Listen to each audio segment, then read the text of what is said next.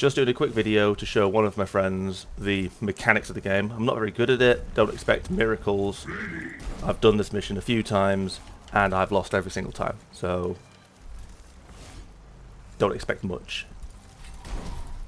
My plan is basically, all my fellas are already a little bit weak anyway, and I'm going to try, because I'm thinking these guys can produce radiation, which knocks out my guys on reanimation protocol. So if I can get in with these, take these guys down before these can rush me, because I'm expecting these to come and hit the back line. So if I put weaker units on the back line, try and charge in with my stronger melee units, there might be a chance that I can actually do something, but so far I've not had any luck. So that's the deployment phase. At the beginning, you can basically, before each match, you can pick and choose like what units you're going to take. Each different main hero character has a different retinue that he can take with him, so we'll just sort of see what's going on. So I'm just going to do this because it allows my team to get +1 movement, because I want to try and get them in there. But now that he's activated his turn, he has to take his turn. So I'm wondering if I bring him in, I can destroy that cover, or I can attack the guy. I just don't know how far these guys can move. So I'm thinking put him further back for now, taunt the people around him, so they now have to do that because it gives me a couple of defended points. Well, gets +1 defend. So I can either attack him or get rid of the cover. Now I'm thinking get rid of the cover because it might give someone else a shot on him. So this might be counterintuitive. We don't know. We're still learning. Oh yeah, I was mentioning this in one of the chats to the person who I'm trying to do this video for, being each one of these is my turn, and I can choose who to move rather than it being I have to move in a certain order. Whereas the enemies, I don't know who's going to move next, but once they've already, apart from this guy, oh, is that because I've hit him? Okay, I don't know why this guy is, maybe because he's provoked, I know when he's going to move, but all the other people, I don't know if this means him. Well, he's just moved, so it's not. So it could be anyone. Hopefully it's not these guys shooting me main character, but I'm going to get me Lich Guards over because they have the ability to defend or something. Yeah, so if he gets defended if he comes nearby. So what I'll do is I'll get him in their face, activate this ability which gives him +2 and bypasses defense. Obviously they've not got any defense, but I'm going to try to do as much as I can to that guy, because they're both in the area of opportunities now. If this guy moves, he's going to take 1 from him and 1 from him. If he moves, he's going to take 1 from him unless either of them go down. So hopefully one of these is this other bloke. Alright, okay.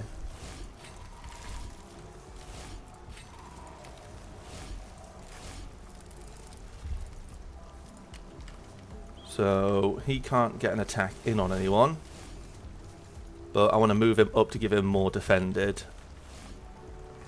Not really much else I can do here, to be honest. Irradiated.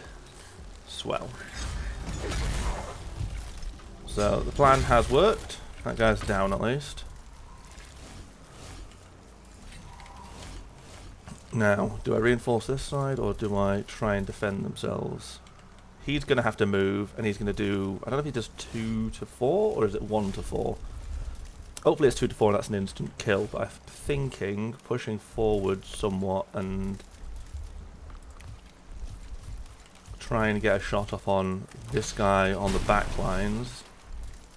Because if I can weaken these guys coming in from this angle on my next deployment phase, oh yeah, if I can, alright, there's going to be a bunch of them moving this next turn. That's not ideal. Swell. So now, he has 7. I could, yeah, you know what? So when I get to a certain level of domination, so when the HUD pops back up after these guys have taken their turn. So that guy now is going to move, is it? And Opportunity. What? So, oh, maybe because he's already done one, he doesn't get a second one. So, alright, that's something to learn. Fair enough. Okay, so I get into another deployment phase. And now what I'm thinking is reinforce the opposite side, or do I push this side further? Because these guys aren't going to last long under heavy fire. I can deploy 2 more units. So, do I go guns on this side to defend the rear guard? Because these are all going to get wiped out pretty quick. And these guys might these guys might take a beating as well, because these guys do what, I think it's up to 3 damage, but they attack twice, so 6 damage a turn.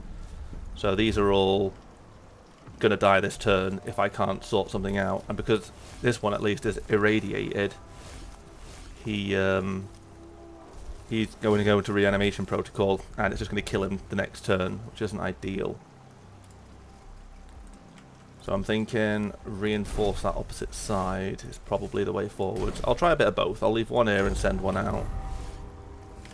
So now I can pick again who gets to move to do what. This is domination. So each amount of damage you do per turn adds up, and each level allows you to get more and more powerful abilities. Or certain skills have certain amounts of ability. So that explosion I did to take 6 off of him, the Scarab has to be, you've got to get up to level 3 domination to be able to use that ability, and it just does the health of the unit in damage. So I sacrificed him, did 6 damage, which is more than anyone else can do anyway, but it allowed me to bring in an extra unit to reinforce the rear guard anyway. So now I'm going to try and figure out if I want to try and do something about these guys, or if I want to try and figure out about these as the first thing. Because these guys are going to start attacking first, so I'm thinking he's just going to run in and attack this guy. So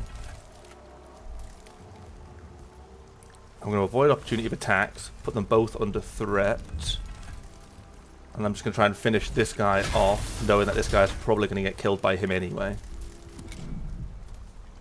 And I did not expect him to do that. Okay, so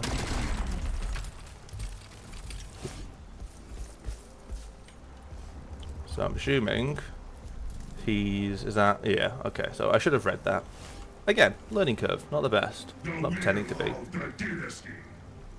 I'm not, however, happy about the situation where my main character is. So that's an attack of opportunity on this guy, is it? Yeah, okay, so I'd have to attack him, but then I wouldn't be able to move. So I'm kind of pinned down here, actually. I could get him to attack him, because I've got my +2. So that's at least going to do something. Oh. Who's attacking next? Him. So he's definitely going to come in and kill my main bloke. And he's irradiated. So if he comes over and hits him, if his ability that makes him spawn straight away doesn't activate. That one? No.